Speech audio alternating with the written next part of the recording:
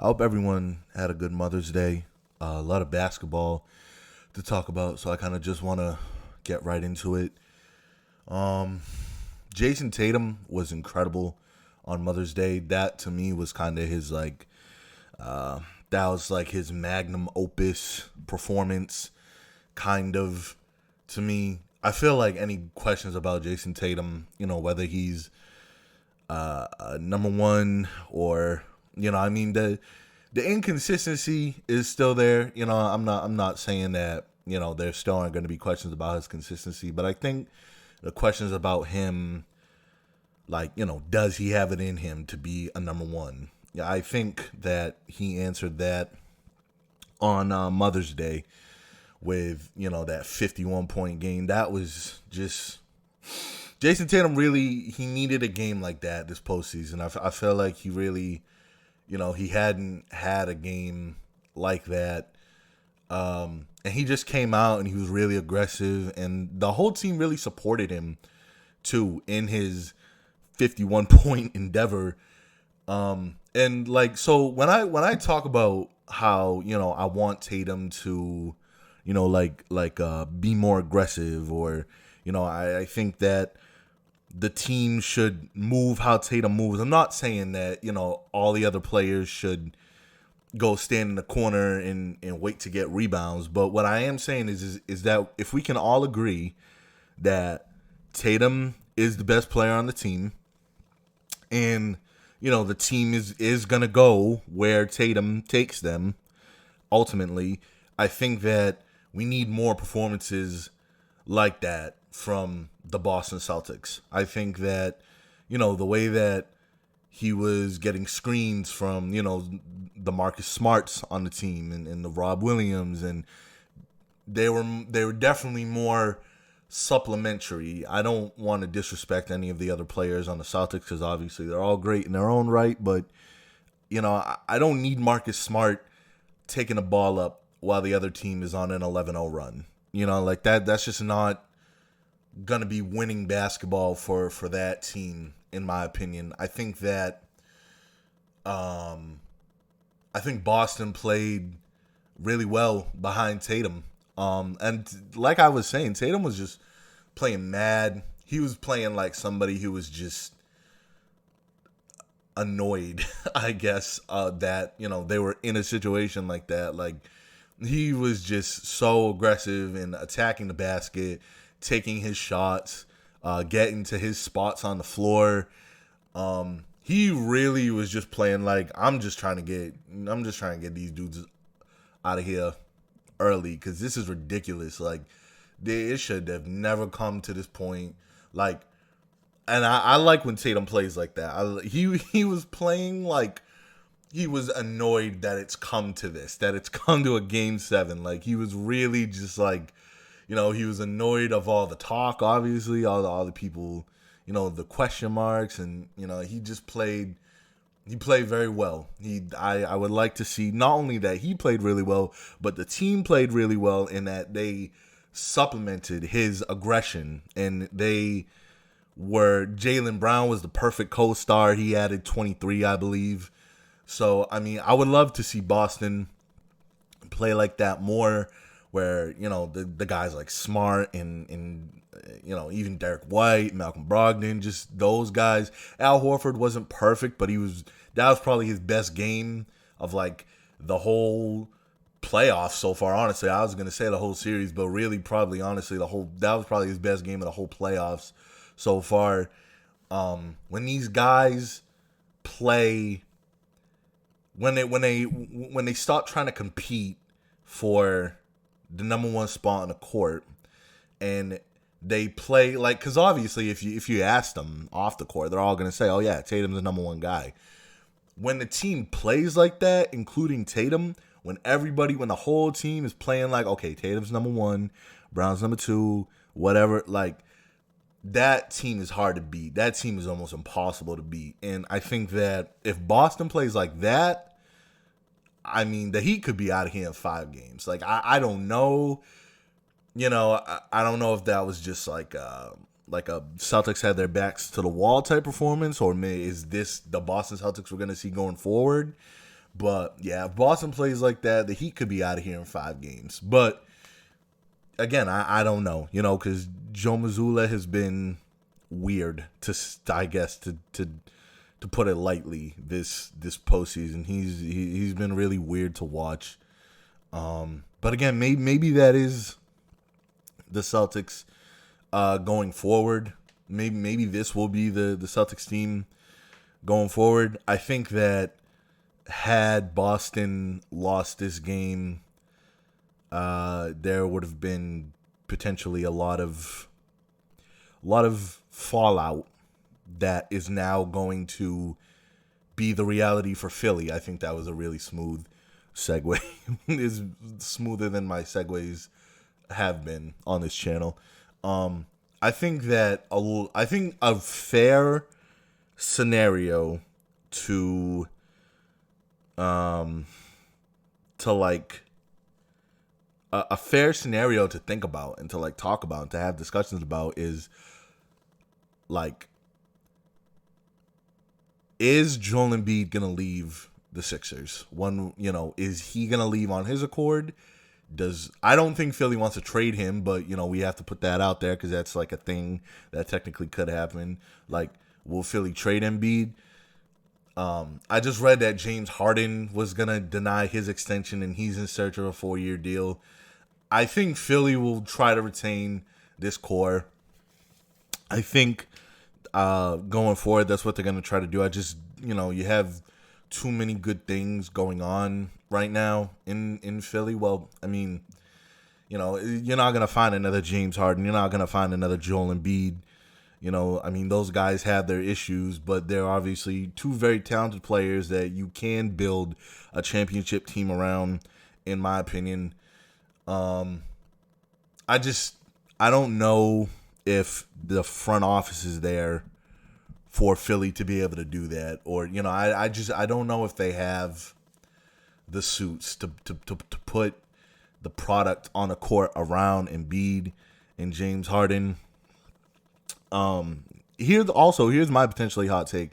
I don't think that James Harden is like a true number one guy.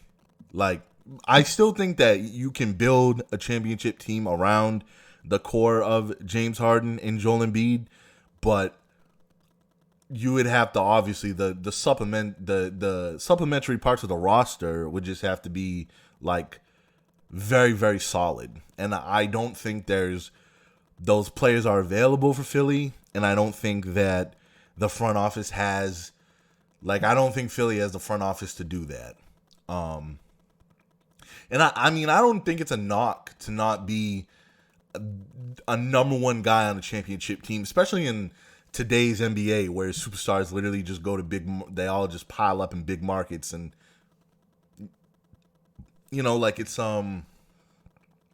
it's tough. But I don't think that it's necessarily like a slight to be like, oh, Joel Embiid isn't like a number one guy. Like, and I still think he deserved the MVP this year. I definitely, I think he was for certain the MVP, because I feel like a thing that people don't really talk about is like, or not that they don't talk about it, but they don't even really like, it always gets lost in this conversation, is that the MVP is like a regular season award. So when people are like, oh, when the MVP gets like eliminated early, and then like the other guy that everybody thinks should have won MVP is like still in the playoffs and like doing his thing, everybody's like, oh, like that should have been the MVP. And it's like, I'm not gonna necessarily, like, I don't vehemently disagree with people who want to give it to Jokic, but I think Embiid deserved it this year. And I'm probably the biggest Jokic fan outside of Denver. Like, Jokic is my favorite player right now, but I don't think I don't think Embiid should be robbed of his MVP. We shouldn't be talking about oh, Jokic should be the MVP or whatever. Like, it's a regular season award, and again, like, Jokic had a really good regular season. It's not like he didn't, but I just feel like it wasn't that big a deal. Like, yeah, and Embiid's definitely, he deserved that award. He played really well this year. 33, 10, and 4, I believe, on like 66% true shooting, something like that. Like, I don't know. I'm not mad that Embiid got the MVP, and I think he could keep the MVP. I'm not one of these guys that is like, oh, like, Jokic should have been MVP. Look at what he's doing in the playoffs. Like that, the MVP is a regular season award. It only matters what you do in the regular season. And so many people are like, oh, I think we should wait until after the playoffs to award the MVP. It's like, that's what Finals MVP is for, bro. Like, Finals MVP is essentially like the MVP of the playoffs. Like, so I don't think it's a big deal that Embiid isn't like a true number one. Like he's not like a LeBron, or he's not like a Jokic, or he's not somebody that can be the best player on a championship team and thrive consistently throughout these deep playoff runs. Like, I think that's why you have a co-star. That's why you have James Harden. Because both of these guys have issues, like being consistently, playing at a consistently high level in the playoffs. And obviously, when they both melt down, it's disastrous. You get Game 7 in Boston. But I think that with good enough leadership and a good enough cast of dudes, I think that Philly could, in theory, build a championship team around Joel Embiid and James Harden. But again, I just don't know if the reality is in place for that to happen. But yeah, I don't think Joel Embiid is a true number one. I think he's more like a really good number two. Like, KD is another guy that I don't think is like a true number one dude. Like, everybody swears he's like a top, like a top 15 player of all time. Like, they got him with the Birds and the Magics and the Bronze and Jordans of the world. And like, KD is just a really good number two. Like, KD and Joel Embiid, they kind of had that conversation when you start talking about like dudes that are like really, really, really good, but they're not like they're not like made from playoff stuff. Again, they're not like LeBron, they're not Jordan. Like, there's like another tier of players that dudes like Joel Embiid and KD are like right under. They're just like really, really great number two guys, but they can't carry a team through the playoffs, by themselves. And like, I don't think that's like a bad thing. Like, I think a lot of people would have a meltdown if they were talking to me in person right now, and I was telling them that I don't think KD's like a number one. They'd be like, what if? But I think that I think it's okay to be just like a really good number two guy. I don't think it's there's only like a couple of dudes in the NBA right now that are like, yeah, you can count on him to like lead a team through a deep playoff run and be consistently great. There's probably only like 1, 2, 3, 4 guys in the league that you could definitely count on to lead a team, like, so, I mean, I don't think it's the end of the world to say like Joel Embiid isn't like a true number one dude. Potentially it could piss some people off, but I think that another thing I touched on it earlier, Joel Embiid, the prospect of Joel Embiid leaving Philly. Now, if this is going to happen, I think it's a lot more likely that Joel Embiid, like, he would probably request a trade, or he would request the like, it would come from him. It wouldn't be coming from Philly, because I think Philly wants to they want to keep Embiid. They want to bring Harden back. They want to bring everyone back. They want to run it back.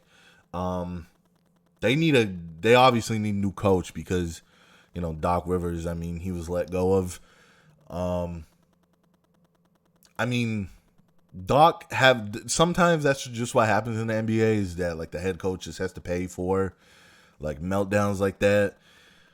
I don't necessarily believe that Doc's situation is like I don't believe that Doc's situation is like Mike Budenholzer's situation, where like he was definitely the reason why. Doc, he was part of the reason for sure, but I don't think he was like absolutely 100% like the reason why, Philly lost versus, again, like Budenholzer, who I believe was like his lack of adjustments was like the main reason why the Bucks ended up losing that series. I keep cutting myself off though. So I think that, Philly definitely wants to bring Embiid back and they want to bring James Harden back, and they're going to pay James Harden whatever amount he puts on the paper for the most part. Like, they're just going to pay it. I think that if Embiid were to leave Philly, I think he would go to Miami. I think that Jimmy Butler and Joel Embiid, and maybe I'm just, pulling shit out of thin air or whatever, but I think that they both bring something, or more that Jimmy brings something out of Embiid that I don't think he's like is I don't think Philly is like letting him tap into his full potential right now. But I feel like Jimmy, like when Jimmy had that stint in when he had that stint in Philly, he brought something out of Joel Embiid. Like, and again, maybe I'm just maybe I'm just reaching for straws or whatever, but I really think that Jimmy and Embiid would be like a good fit. They would be a good fit together. Like, I think they both have like similar attitudes, I guess you could say, where they're both just like kind of like dickheads. They're both like kind of trolls. And I think that they appreciate that about each other. And I think that, I think that they would really enjoy playing with each other. And I think that their games complement each other pretty well too. Jimmy Butler doesn't stretch the floor all the way out to the 3-point line like James Harden does, but there wouldn't really be like a conflict in spacing between Jimmy and Joel, because Jimmy Butler still has he can knock down shots, obviously, and it wouldn't be like a Ben Simmons situation. I think their games complement each other very well. I think their personalities complement each other really well. And again, I think Jimmy just brings something out of Joel that like we saw it in flashes, like when Jimmy was in that, when he had that stint in Philly, and I feel like we haven't really like seen that since obviously Jimmy and Joel parted ways. And also there was that thing on Instagram a couple of years ago where after the Philly crowd was booing was booing Joel Embiid or whatever, and Jimmy Butler commented on the picture that Joel Embiid posted about it on Instagram. He commented, I know a place where people love villains or whatever. So like ever since that's kind of like what put the idea in my head that like they want to play together. But I've always thought that like their games complemented each other like really well. I think so. Yeah, I mean that's the only place I could really see Joel Embiid going if he leaves Philly. Which, I mean, like if someone put a gun in my head and was like, "Do you think they're gonna leave?" Like, I don't think Joel is gonna leave Philly, but if he did, I think Miami is the place that he would go because of Jimmy Butler. I think obviously, like I said earlier, I think Philly is just gonna pay whatever amount James Harden puts Texas agent.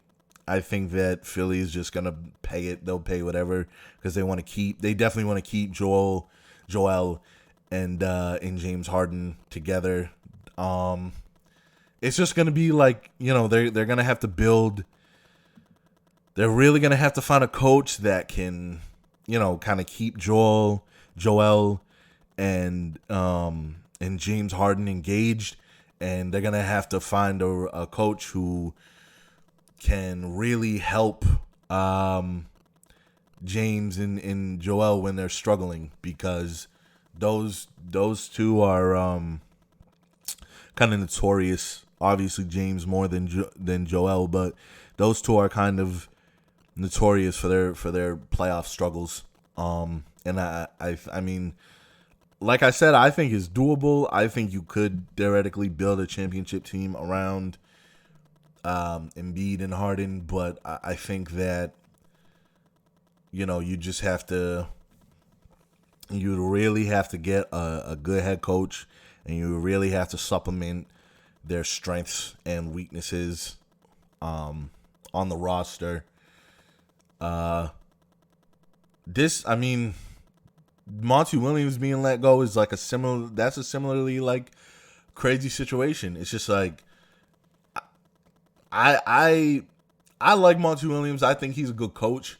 I said earlier that sometimes coaches just have to pay for collapses. That's just the nature of all sports, really, not just basketball. That's the nature of all the professional sports, is that, sometimes head coaches just, when a collapse happens, they just have to pay for it. I think the Monty Williams dismissal is similar. I don't know what the Suns are going to do. I mean, I speculated about it a little bit on my last video, I think. I definitely think that DeAndre Ayton he's still out of there.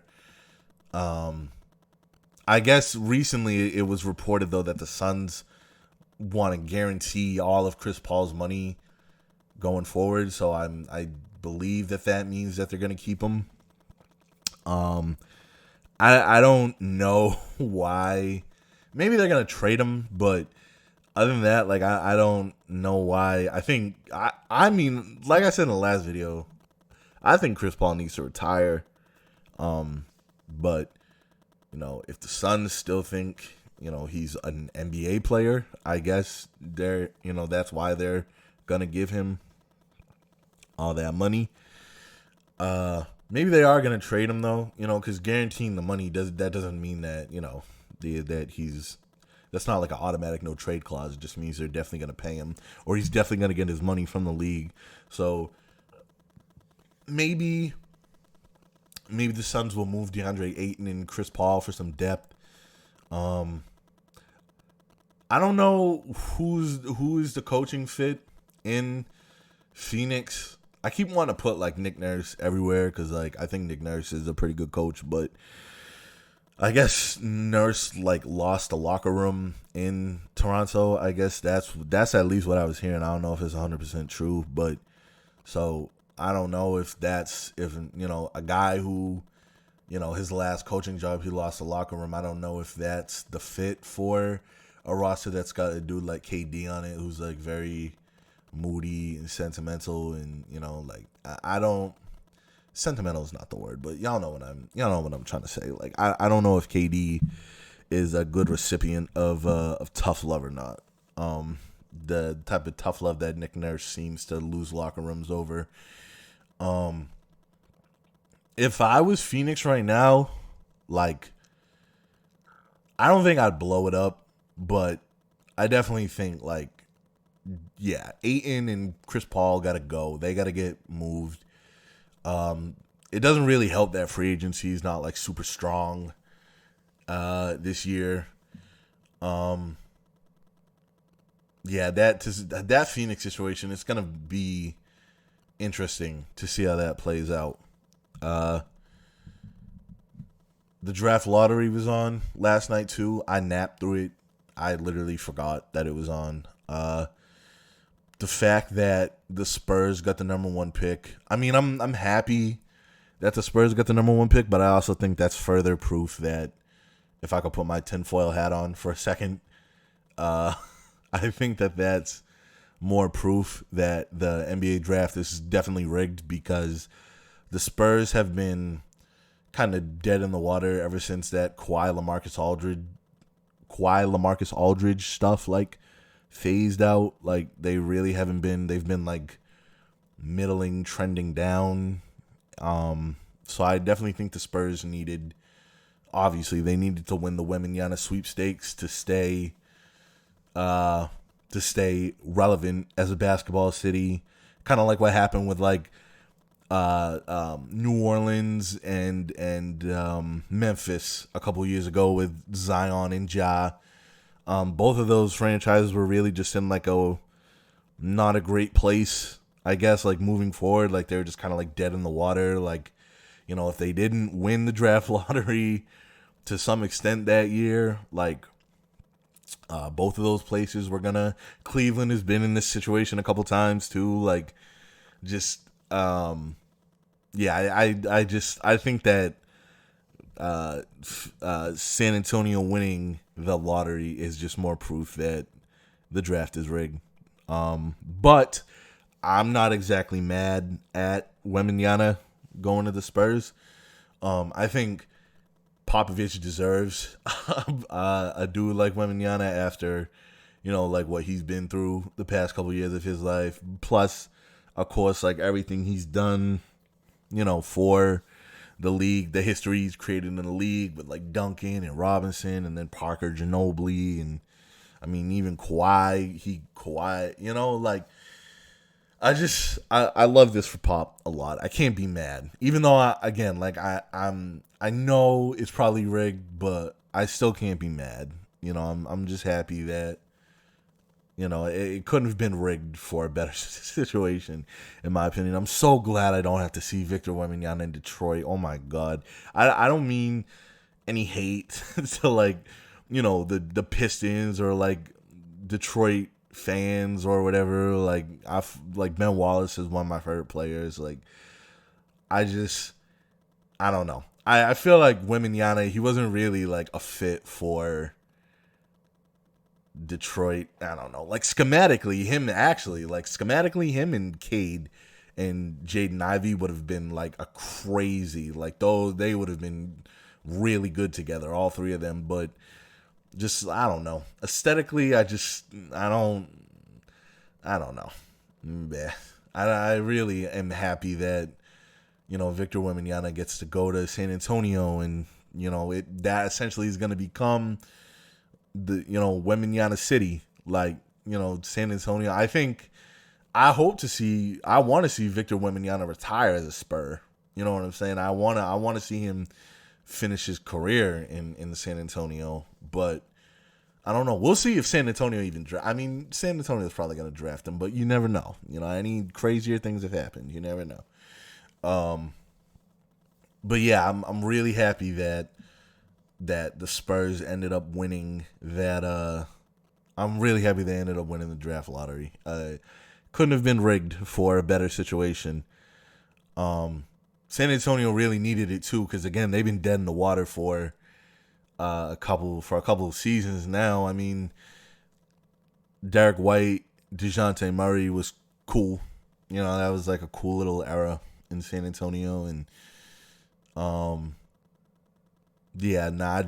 happy that Wembanyama is. I'm happy he's gonna be a Spur. I'm happy he gets to start his career off with Pop too. Even though obviously Wembanyama probably won't finish his career with Pop, because Pop will probably retire before Wembanyama's career is over. But I think that that's a hell of a program to get a dude like Victor Wembanyama into. And I mean, obviously he can do everything, but I think his big man skills are really gonna improve his fundamentals, and that's what the scary part is. I mean, obviously, it's not like he's completely reliant on his physicals, but just getting anywhere near Tim Duncan with a frame like Victor Wembanyama is gonna be something special to watch. To watch Tim Duncan really help Victor like hone his fundamentals, and like now he's like a 7'5" dude who has Tim Duncan like fundamentals potentially. Is like, oh my God, like this was just the place that Victor Wembanyama needed to be. This was it. Honestly, low key, I would have loved to see LaMelo and Victor Wembanyama too, just because I feel like that pick and roll would have been cool. And then like they just can kick it out to each other. Like, I don't know. That would have been like obviously not like a great fit for Wembanyama development wise. And like that, the Charlotte Hornets are going through so much right now. Like, I don't know if it's true or not. I haven't really looked into it, but I heard like through the grapevine, I heard through like, people just talking about the NBA that Michael Jordan's selling the team, and that just would have been a really weird place for Victor Wembanyama to go.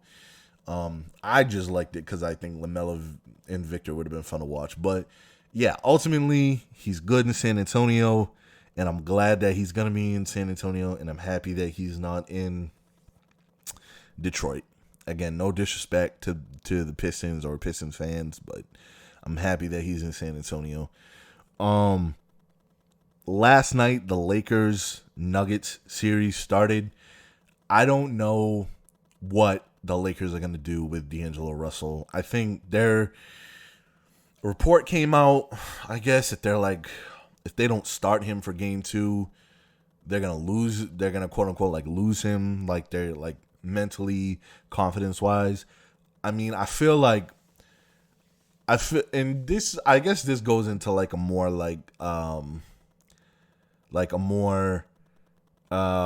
like a bigger issue with just like player attitude overall. But I feel like once you get into the playoffs, if you're not like the number 1 and number 2 player, like you just have to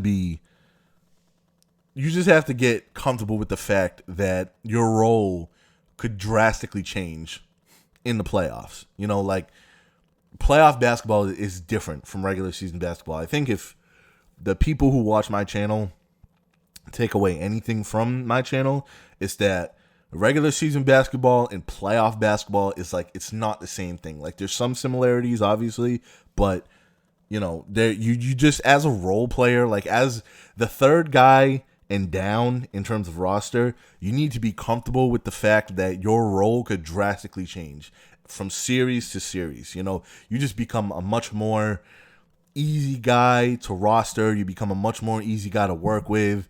And I think that D'Angelo Russell definitely needs to get comfortable with the idea that, you know, maybe he comes off the bench because he is a defensive liability against his Nuggets team. He can't really defend nobody. He's definitely not defending Jamal Murray. He definitely can't defend Michael Porter Jr.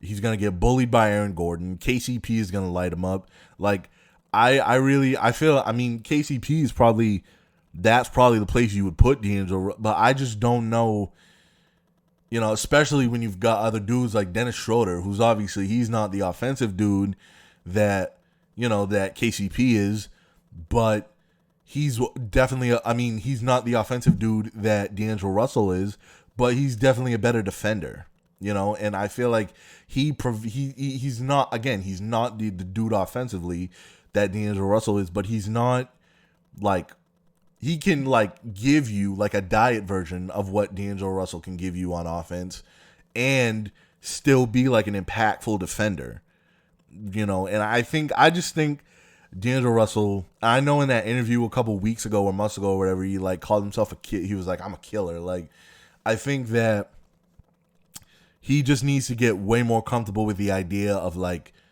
damn, maybe I do need to come off the bench. Like maybe it's better for the team. It's better for our championship. It's better for our championship aspirations if I come off the bench because I am a liability on defense. It's not necessarily my fault. It's just, you know, this is what the game is right now. This is the game we're playing versus the Denver Nuggets. Like, and I mean, I'm not expecting every player to have that type of like self-awareness, and I know that could be like a hard thing for a player, especially a player in the NBA who, you know, you've been the man for so long in your city and in college or whatever. Like, but I think like all the best players, all the best role players at least, they have a moment like that where they're like Manu Ginobili on the Spurs. I think that's a great example of what I'm trying to say. Like you gotta, again, like as the third player down, you just got to get comfortable with the idea that like in some playoff series, you're going to start and you're going to play fucking 37 minutes every game. And, you know, you're going to get up between 15 and 23 shots. And we really need you to, you know, be the dude. And then in another series, you're going to come off the bench and you're going to play 22 minutes and you might only get 11 shots a game. Like you just got to star in your role. You know, I feel like that's something that's not really taught in the NBA enough, is like how to be a star in your role. And like, it's okay that your role fluctuates. It's okay. You know, it doesn't make you any less of a basketball player that your role fluctuates. It's just like, you know, I don't know. I don't know what the Nuggets are gonna. I mean, I don't know what the Lakers are gonna do with D'Angelo Russell. If I'm Darvin Ham, I probably just still just sit him, and like if it hurts his confidence, like we'll just deal with that.